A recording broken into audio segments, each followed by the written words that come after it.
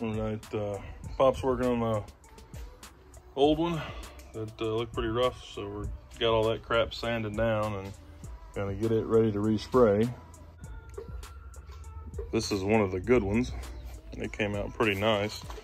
So I've got this stuff here, and it's a rubber edging that actually goes on the end there. So on this, it's got some 3M double-sided tape on there, and it just goes right around the edge, kind of breaks it up.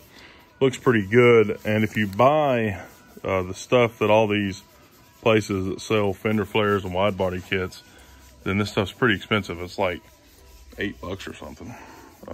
Pretty expensive.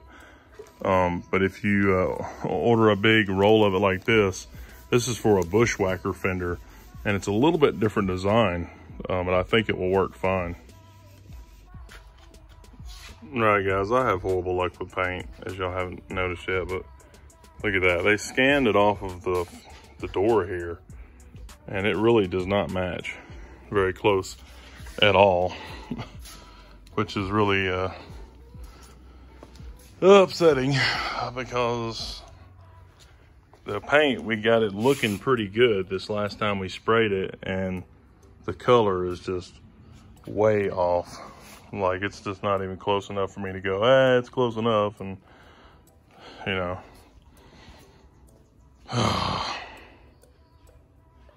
So, fuel door's back off. Take it back to the paint shop, take the little bit of paint we got left, and then see what they can do.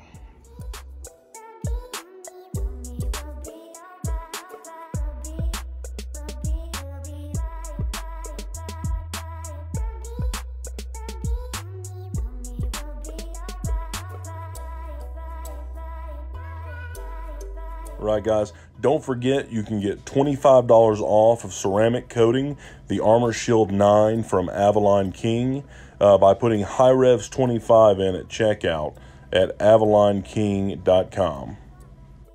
Also, don't forget to like, comment, and share on this video for your chance to win the AMR 500 Supercharger.